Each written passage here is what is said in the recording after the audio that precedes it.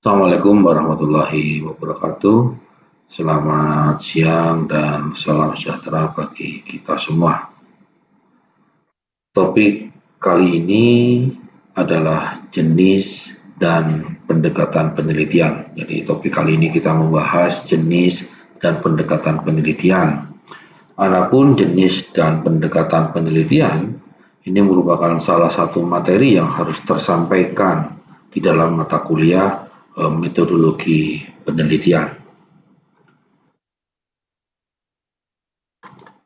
Pokok bahasan. Jadi pokok bahasan di dalam materi ini adalah satu, kita harus pokok bahasan yang pertama bicara tentang jenis dan pendekatan penelitian.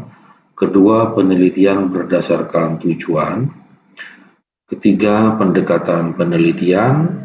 Keempat, berbicara tentang kuantitatif dan kualitatif. 5, pemilihan pendekatan. Dan keenam, ringkasan, dan yang terakhir adalah kita membahas tentang soal-soal latihan. Pengertian penelitian. Ini penting sekali bagi kita. Kita harus memahami betul apa itu penelitian. Jenis-jenis penelitian seperti apa, itu juga harus dipahamin. Jenis penelitian itu adalah klasifikasi berdasarkan tujuan, metode, pendekatan, dan sifat datanya. Jadi pastikan jenis penelitiannya apa, oleh karenanya itu kita harus memiliki kemampuan bagaimana mengklasifikasi berdasarkan penelitian ini berdasarkan tujuannya, metode, pendekatan, dan sifat datanya. Pendekatan penelitian itu merupakan cara pandang atau paradigma di dalam mengkaji suatu fenomena. Jenis penelitian berdasarkan tujuan. Jadi yang pertama jenis penelitian eksploratif. Tujuan utamanya adalah mengeksplorasi masalah yang belum jelas. Contohnya adalah studi awal teknologi baru. Jenis penelitian deskriptif itu tujuan utama mendeskripsikan fenomena secara sistematis. Contoh misalkan topiknya berbicara tentang profil UMKM di Sumeneb, di Madura. Jenis penelitian verifikasi atau explanatory. Tujuan utamanya adalah menguji hubungan antar variabel atau teori. Contohnya adalah pengaruh kualitas layanan terhadap kepuasan pelanggan. Jadi dipastikan di dalam penelitian verifikatif ini harus tujuannya utamanya menjelaskan hubungan, menguji hubungan antar variabel, variabel independen, variabel dependent. Jenis penelitian tindakan, action research.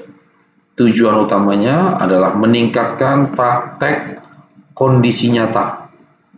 Contoh misalkan adalah peningkatan efisiensi kerja melalui layout baru. Pendekatan penelitian. Jadi pendekatan penelitian ada pendekatan kuantitatif. Pendekatan kuantitatif itu berbasis angka dan statistik. Sifatnya apa? Penulisannya, gaya penulisannya itu adalah deduktif ya, dari teori ke data.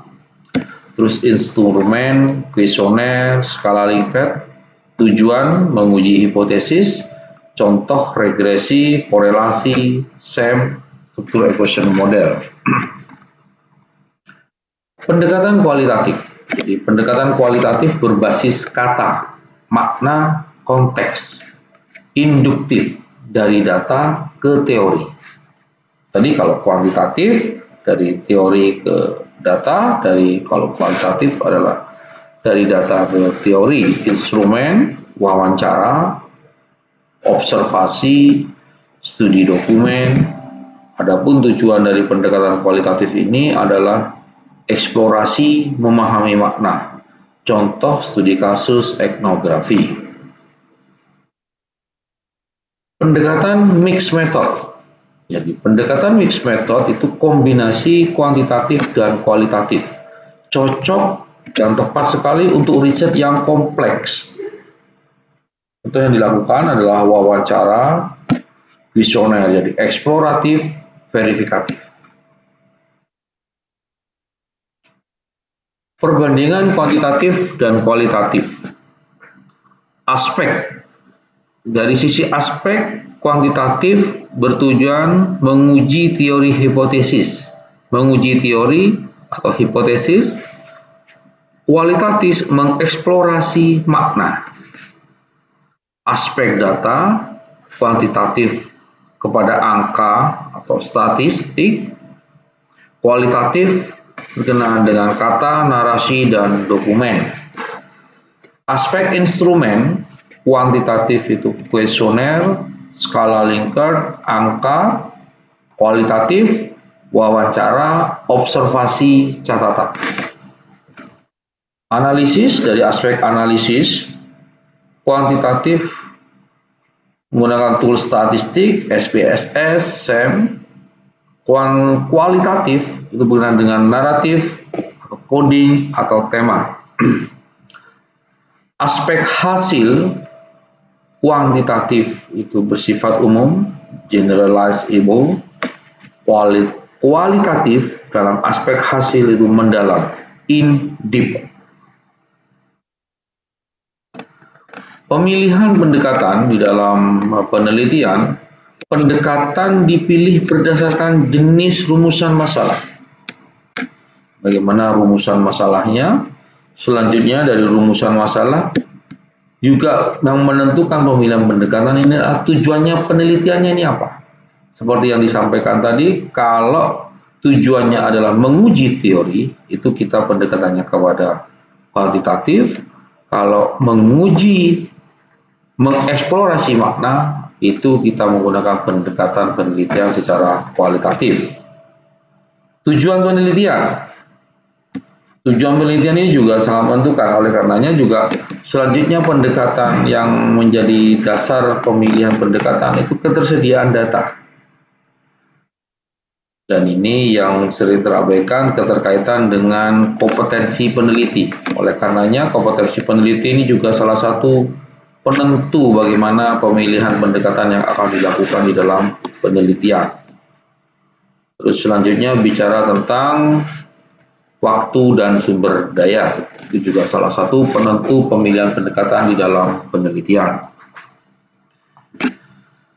Baik, seperti yang jelas dijelaskan tadi, kita juga dalam topik ini tadi kita sudah membahas tentang pengertian, jenis, dan pendekatan penelitian.